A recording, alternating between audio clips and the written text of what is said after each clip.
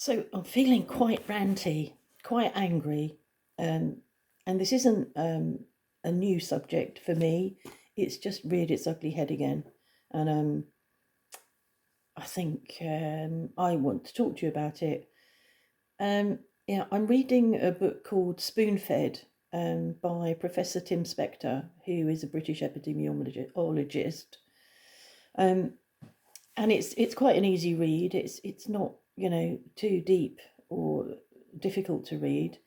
Um, and I've been reading or read yesterday, the chapter about sweeteners. There's some really good stuff in there. There's stuff about supplements. There's stuff about calories in, calories out. Yeah, so several chapters, but it's the sweetener chapter that's really got to me, and got to me again because I've not been ignorant of this. There's more information that I didn't know, and you move on through life, and other stuff comes along, and you walk along, and you forget, and you do stuff in your life to make sure that you are avoiding certain foods and whatever. But it's back again, and so I just wanted to talk about artificial sweeteners and specifically the artificially sweetened beverages. Coke Zero, or I don't know the names of them because we don't drink them. We only drink coffee, which I won't tip down me, or water or tea, or the odd alcoholic drink, but very, very rarely. But the drinks that are sold by the big corporations, Coke, Pepsi, Nestle, whoever, purporting to be healthy and helpful to aid your weight loss because they've got no sugar in, that are packed with sweeteners that actually have a very interesting impact on your brain. And I've been saying for a long time, I can remember saying to a friend, 2 years ago, that, I know that you're drinking diet drinks, and I know that, you're doing what you think is the right thing to do, but actually your brain is fooled into thinking that you've had something sweet, even though you haven't, or something with sugar in, even though you haven't, and does all the things it might do had you had a drink with sugar. So you're not getting the benefits that you think that you're getting. And I think what really, really got to me is that that they're adding sweetener to tobacco products. Now I know that, or discovered when I got back from the UK, that my grandson, who probably watches this, is vaping, and you and I both know that just vaping, or having never smoked, because I don't think he's ever smoked, just vaping is probably not going to stick there. But they're adding sweetener to tobacco products, and some of the scientific studies have looked at what happens to in your brain using MRI when you've been given a product, one of these products in a drink, compared to what happens if you're given one of these products in sugar. And the artificial sweeteners light up the reward centers in the brain, just as heroin does, and just as chocolate does, and just as tobacco does. All of those things that cause and create addiction. So that the reward centers are being lit up. And these sweeteners are going into my granddaughter's food, are going into the sweets that she eats, and into the other food that she eats, because the sweeteners, what I'm really angry about is that sweeteners are being added, and because of the sugar taxes, sweeteners are being added, not just because of the sugar taxes, there's other reasons, but sweeteners are being added to products that have got sugar in. So they're combined with sugar to make them sweeter, or just to save on sugar. It extends the shelf life, apparently, and makes the food sweeter. Yeah. So, yeah, I'm really, really pissed off about that. And we were shopping earlier, and I went off to do the shopping. Not much. It was just some fruit and some brass cleaner for my clock that bit me the other night when I undid a screw, and a screw that was under tension. So I got a cut on my hand. It's a bit sore. Mark went off to buy tonics for over Christmas. If we want gin and tonic, I should probably have one, but I'm not. It's not something that's ever up there in my priority list for Christmas, like alcohol, as I've discussed in previous vlogs. So he went off to get the tonic, and I carried on and bought the fruit and the cucumber I wanted and the pomegranate, and then when he came over, I said to him, "Have you checked what's in it?" Because it doesn't say that it's a low calorie. I can't remember what it is in French now, but it didn't suggest it had any, it was going to have anything in it. And we turned it over, and it was a pack of 6, I think, or whatever. And we turned it over, found the list of ingredients, which he couldn't read. He hadn't got glasses on. And it's very small, the writing. And I began to scan it, and I saw sucralose, and I thought, oh, great. So it isn't suggesting it's a slimline tonic, but it has actually got sweetener in it.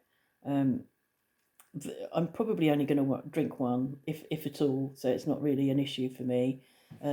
Because not only am I angry that I'm having stuff like that added to my food, unbeknownst to me, it changes the taste for me. I can always taste, and have been for a long time, been able to, well, someone who lost her sense of taste 3 years ago. I'm not sure whether that's true now, but I can always taste if something's got sweetener in it. I've always been able to, and I really don't like it. And it reminded me of a time we were out with our friends.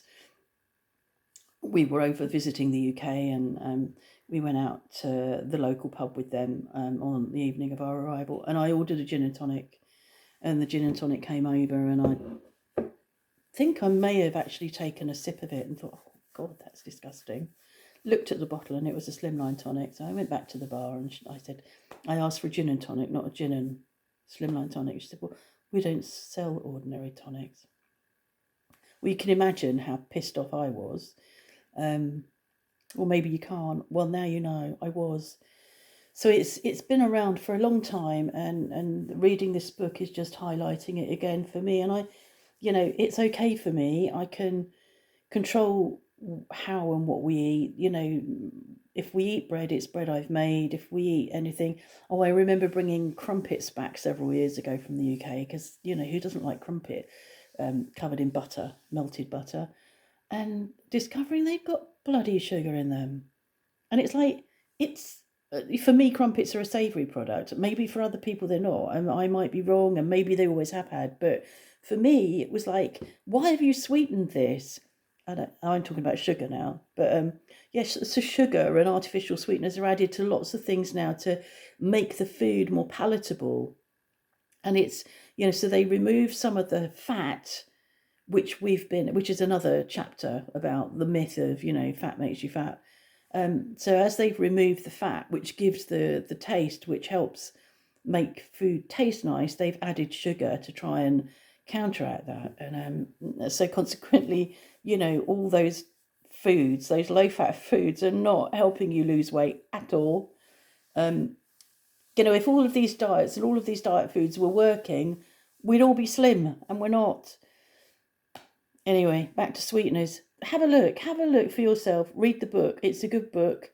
I can't remember how much it was. I think it was about, I don't know, €7 or something on my Kindle. But it's well worth reading. There's another chapter on supplements, and that's making me think really carefully about the supplements I've been taking. I've known about calories in, calories out bollocks for a long time, so I that's not news to me. I just want to make sure I've not missed anything. But then, as I say, I'll put the link in the description for the book. But if you want to have a look at this and then think about your grandchildren, or children if you're young and you've got children of an age where you're providing their food, then have a look at this and think about what you're putting in front of them. Because what you're doing is feeding them food that addicts them for the future. So they're going to be addicted to that sort of stuff, as we all get. You know, it's like I have kicked, for now, my chocolate addiction. It was back because we were eating chocolate, and every couple of days I thought, oh, I fancy some chocolate.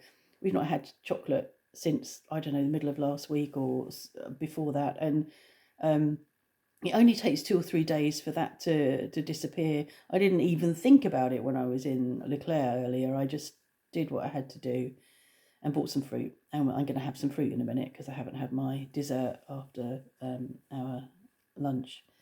But yeah, have a look at the book. It's really good.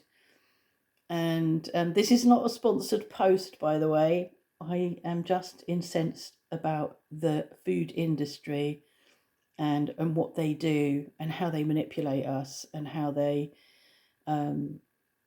walk all over us, really, and get away with stuff.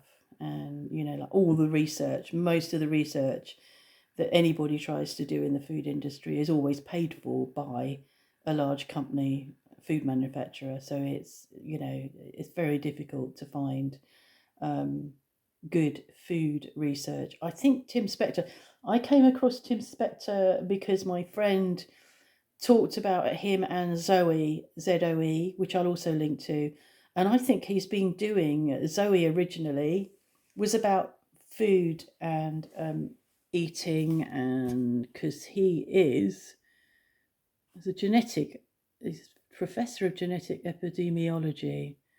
So I think his sort of main thing is food, but he's used the ZOE app for COVID, and so everybody can download the ZOE app and provide their response, how things have been for them around COVID. So they're building this massive database of COVID research based on real stuff rather than models and what people think it might be and whatever. So yeah, so it's good. So I'll put a link in for ZOE, I'll put a link in for the book, and that's me ranting. Probably not how other people rant, but that's me ranting, and I've got that off my chest now. And I hope you have a healthy afternoon.